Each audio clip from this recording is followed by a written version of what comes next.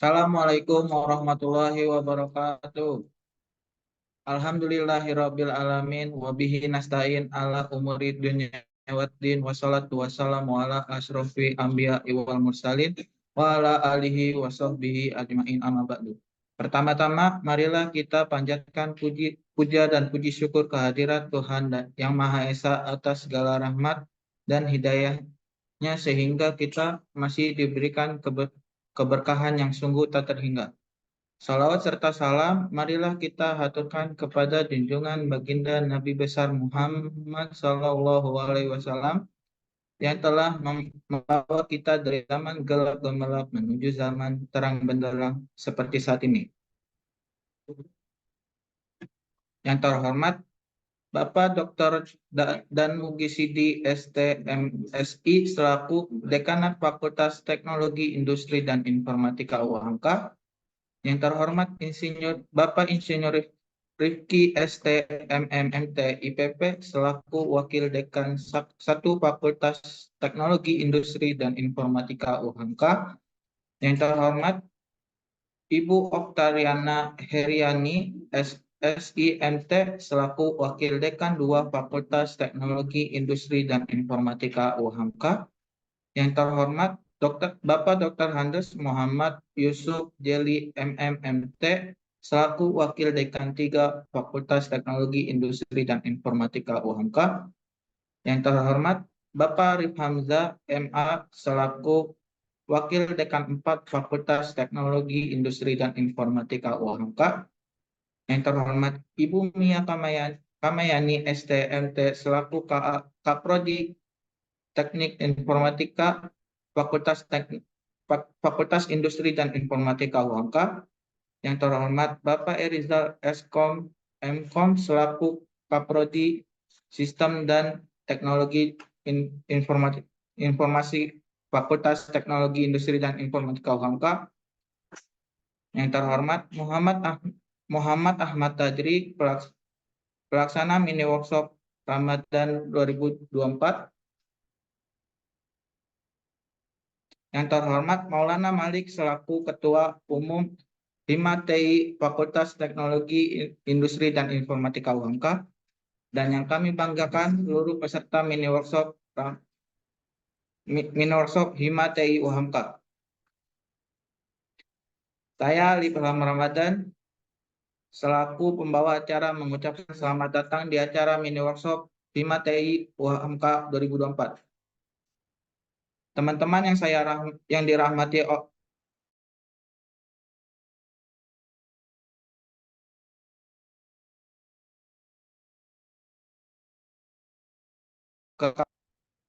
satu pembukaan, 2 pemaparan materi, 2 memahami prinsip dasar UX design. Yang terakhir penutup. Memasuki acara pertama yaitu pembukaan. Marilah kita buka acara ini dengan membaca basmalah bersama-sama. Bismillahirrahmanirrahim. Selanjutnya masuk pada acara inti yaitu pemaparan materi memahami prinsip dasar UX design yang akan disampaikan oleh Muhammad Faisal Mustafa kepada moderator yaitu Salsabila Putri Desriani, kami persilakan.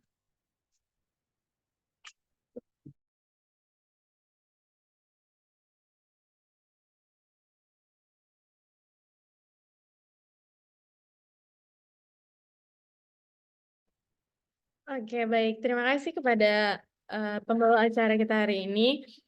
Selamat siang para partisipan yang sudah hadir pada sesi kali ini.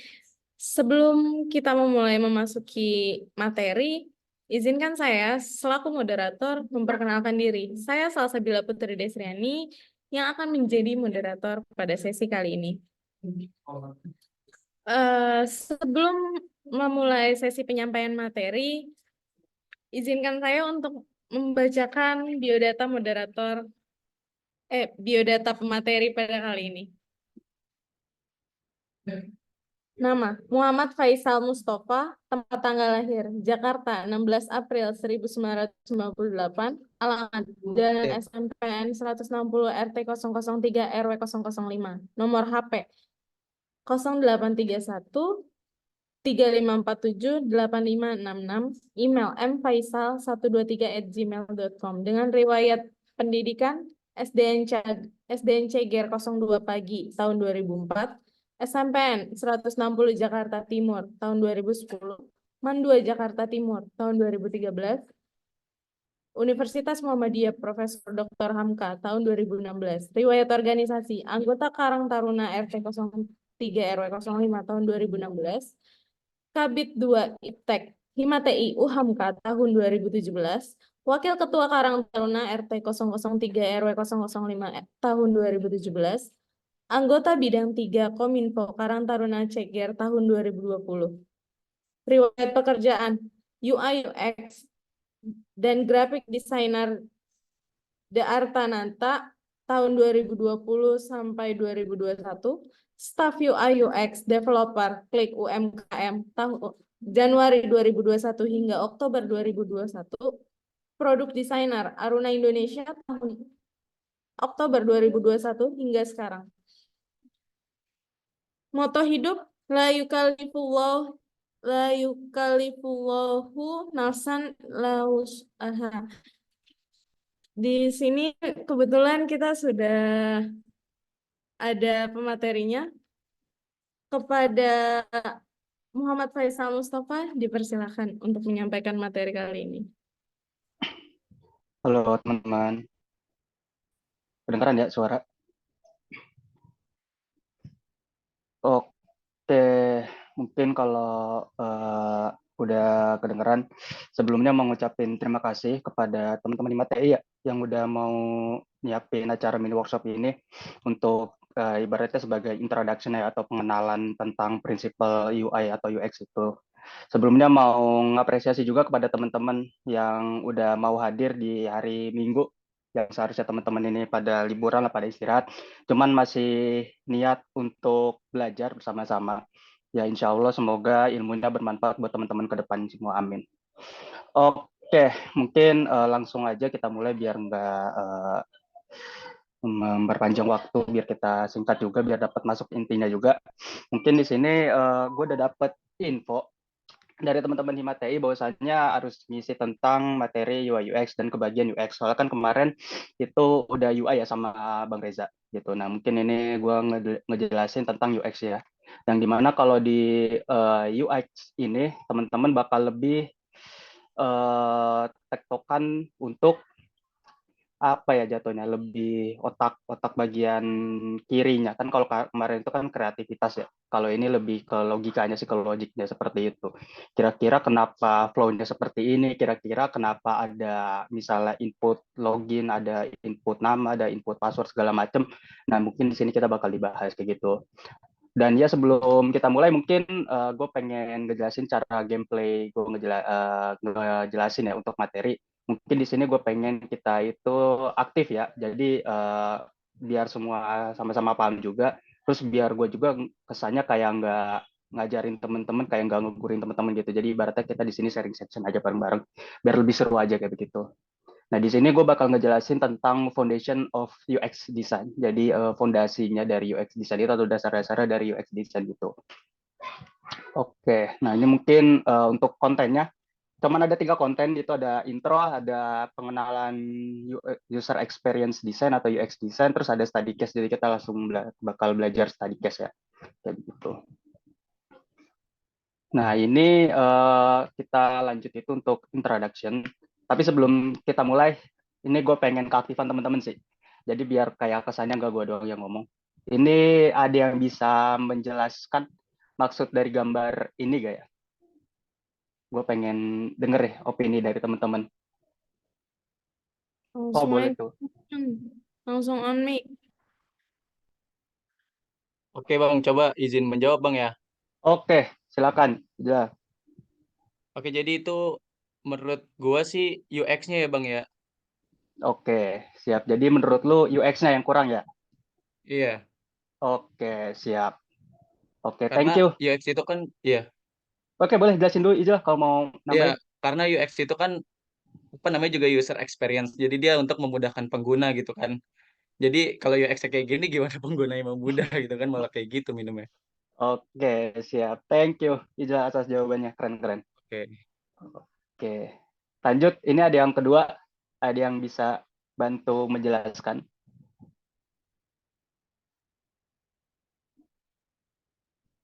Ini Oke, nada nggak apa-apa ya. Di sini nggak ada yang salah, nggak ada yang benar ya. Kita sama-sama belajar kok intinya.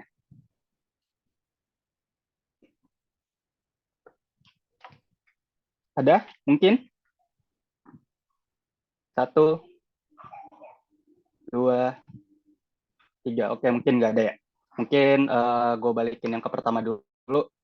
Tadi kata Ijal itu terkait UX ya. Ya, benar 100%. Jadi sebagai produk, sebagai seorang pengguna produk, atau sebagai seorang pembuat produk, kita itu nggak harus melulu mikirin tentang bagaimana sih dari tampilan produk yang kita buat, maupun itu produk digital ataupun produk yang berbentuk fisik ya. Itu kita harus pikirin gimana nih cara pengguna itu menggunakannya gitu. Jangan sampai kita buat ini selucu mungkin. Misalkan ini target marketingnya buat anak-anak gitu kan. Ini sebenarnya lucu, apa gelas kelincinya kayak gitu segala macam buat kursi. Ternyata pas digunakan itu ternyata mencolok ke mata kan. Jatuhnya kan malah nggak berguna gitu. Jadi malah menyakitin ke yang menggunakannya kayak begitu. Jadi selain dipikirkan UI-nya harus juga dipikirkan UX ya kira-kira seperti apa. Nah, untuk poin kedua ini dia itu lebih berpoin kepada penggunanya. Kira-kira kita nggak boleh berpikir bahwasannya misalnya target aplikasi kita ini kita launching di Play Store ataupun di App Store. Cuman kita harus mikir semua kira-kira user yang bakal download ini ada umurnya itu, terus kategorinya itu seperti apa kayak gitu. Jangan sampai kita terpaku misal kepada kategori umur dari 15 sampai 20 tahun. Cuman dari kategori 25 sampai ke 40-nya kita skip gitu kan. Jadi bisa dilihat mungkinnya kalau di sebelah kiri ini, oh ternyata lucu mainnya, ternyata dilihat dari perspektif lain, dilihatnya malah aneh kan gitu. Jadi harus dipikirin juga kira-kira target umurnya gimana, terus kira-kira solusinya seperti apa kayak begitu. Jadi yang kalau kemarin gue sempat masuk juga ketika Reja ngebahas bahwasanya UI dan UX ini saling berkaitan, iya benar gitu. Cuman kalau dibilang UI dan UX ini apakah berbeda? Iya itu berbeda seperti itu. Berbeda, cuman saling berkaitan. Nggak bisa dipisahkan satu dengan lainnya seperti itu. Nah, jadi ini gue mulai dulu untuk intro ya. UI dan UX itu merupakan dua hal yang sangat penting dalam pembuatan produk digital seperti aplikasi mobile, terus situs web, perangkat lunak lainnya. Meskipun keduanya berbeda, yang tadi udah gue jelasin, meskipun keduanya berbeda, namun keduanya itu saling terkait dan bekerja sama untuk menciptakan pengalaman pengguna yang optimal seperti itu. Jadi nggak bisa teman-teman misalnya bekerja sebagai UI UX designer, cuman teman-teman lebih mementingkan UI-nya doang atau mementingkan UX ya gitu. Jadi itu malah jatuhnya itu jatuh nggak seimbang ya jatuhnya seperti itu. Nah ini kita masuk ke tahapan untuk user experience design ya. Untuk pengertiannya ini sebenarnya teman-teman ya tinggal cari aja di Google, sama aja sebenarnya nggak jauh-jauh. Mungkin di sini gue jelasin lagi sebagai intermezzonya lagi aja. Itu UX atau user experience adalah pengalaman keseluruhan pengguna saat berinteraksi dengan produk digital. Ini mencakup aspek-aspek seperti kegunaan dari aplikasi itu, terus kenyamanan aplikasi itu, kepuasan aplikasi, dan efisiensinya itu seperti apa. Nah, untuk tujuannya ini dia bertanggung jawab untuk memahami kebutuhan terus tujuan dan preferensi pengguna serta merancang solusi yang memenuhi kebutuhan tersebut. Hal ini melibatkan analisis ke dalam alur kerja, terus penggunaan pengguna, pengujian pengguna, dan iterasi desain berkelanjutan kayak gitu. Jadi emang ada tujuannya. UI itu ada tujuannya, terus untuk UX pun ada tujuannya gitu. Jadi kedua hal itu ada pengertian dan tujuannya masing-masing seperti itu. Nah, terus kira-kira apa sih yang bakal kita pelajarin di user experience design ini atau di UX design ini? Ini gue ngambil sebenarnya banyak banget yang bakal kita pelajarin, cuman gue ngambil inti-intinya aja biar teman-teman bisa nanti kalau mau explore itu udah masuk, udah gampang lah kira-kira begitu. Paling gue ngasih ibaratnya itu ngasih kulit-kulitnya aja, tapi yang kulit-kulitnya ini termasuk yang inti ya kayak gitu. Nah, kira-kira what we learn itu apa sih? Pertama kita bakal belajar tentang design thinking.